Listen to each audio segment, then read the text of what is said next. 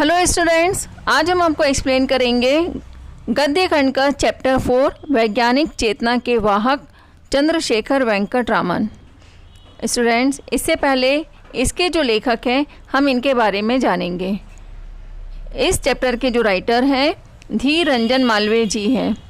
धीर रंजन मालवीय जी का जन्म बिहार के नालंदा जिले के डुबरावा गांव में 9 मार्च सन 1952 को हुआ था। इन्होंने एमए एमएससी सांख्यिकी में की थी और एमबीए और एलएलबी की शिक्षा भी इन्होंने ग्रहण की थी। इन्होंने आकाशवाणी और दूरदर्शन से जुड़े बहुत सारे कार्य किए हैं और वर्तमान में भी ये वैज्ञानिक जानकारी को लोगों तक पहुंचाने के काम में जुटे हुए हैं। इन्होंने आकाशवाणी और बीबीसी लंदन में कार्य करने के दौरान रेडियो पत्रिका ज्ञान विज्ञान का संपादन और प्रसारण भी किया है।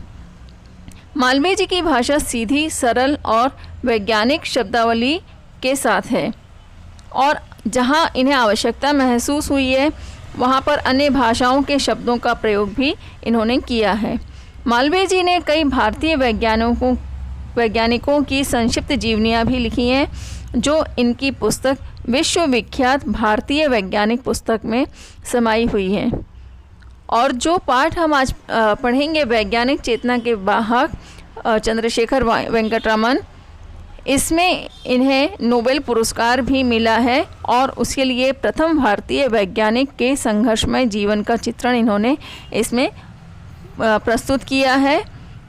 और क्योंकि चंद्रशेखर वेंकट रामन जो हैं नोबेल पुरस्कार विजेता रहे हैं और ये प्रथम भारतीय वैज्ञानिक हैं जिन्हें नोबेल पुरस्कार प्राप्त हुआ है। वेंकट रामन कुल 11 साल की उम्र में मैट्रिक, विशेष योग्यता के साथ इंटरमीडिएट, भौतिकी और अंग्रेजी में स्वर्ण पदक के साथ बीए और प्रथम श्रेणी में एमए करके केवल 18 साल की उम्र में इन्होंने कोलकाता में भारत सरकार के फाइनेंस डिपार्टमेंट में सहायक जनरल अकाउंटेंट के पद पर कार्य किया है। इनकी प्रतिभा से इनके अध्यापक भी अभिभूत थे।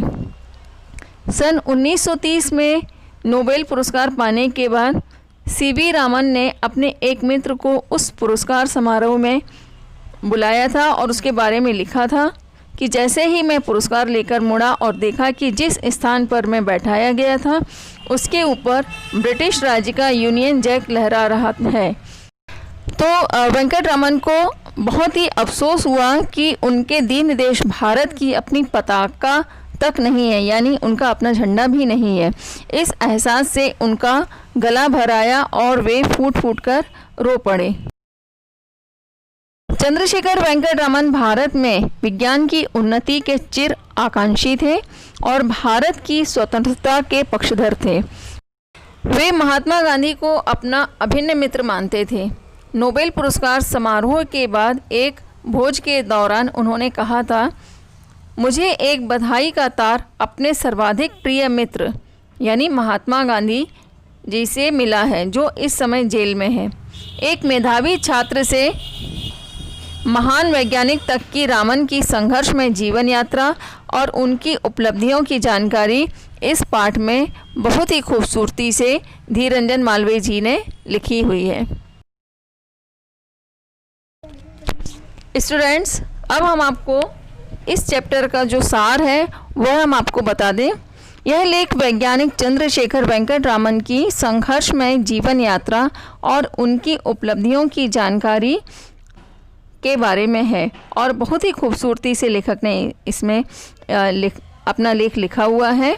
रामन जी जो हैं 11 साल की उम्र में ही इन्होंने मैट्रिक, विशेष योग्यता के साथ इंटरमीडिएट, भौतिकी और अंग्रेजी में स्वर्ण पदक के साथ बीए और प्रथम श्रेणी में एमए करके मात्र 18 साल की उम्र में कोलकाता में भारत सरकार के फाइनेंस डिपार्टमेंट में सहायक जनरल अकाउंटेंट नियुक्त कर लिए गए थे।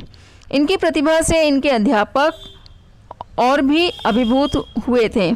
इस दौरान वे बहुबाजार स्थित प्रयोगशाला में काम चलाऊ उपकरणों का इस्तेमाल करके शोध कार्य करते थे। फिर उन्होंने अनेक भारतीय वाद्य यंत्रों का अध्ययन किया और वैज्ञानिक सिद्धांतों के आधार पर पश्चिमी देशों की इस भ्रांति को तोड़ने का प्रयास किया कि भारतीय वाद्य यंत्र विदेशी वाद्यों की तुलना में घटिया है। बाद में वे सरकारी नौकरी छोड़कर कलकत्ता विश्वविद्यालय में प्रोफेसर के पद को स्वीकार करके वहाँ पर कार्यरत हुए। यहाँ वे अपना सारा समय अध्ययन, अध्यापन और शोध में बिताने लगे। सन 1921 में जब रामन समुद्री यात्रा पर थे तो समुद्र के नीले रंग को देखकर उसके वजह को यानी उसके कारण का सवाल उनके मन में हिलोरे मारने लगा था। उन्होंने इस दिशा में आगे प्रयोग किए। फिर इसका परिणाम रामन प्रभाव की खोज के रूप में सामने लाया गया। रामन की खोज की वजह से पदार्थों में अणुओं और परमाणुओं की आंतरिक संरचना का अध्ययन सहज हो गया।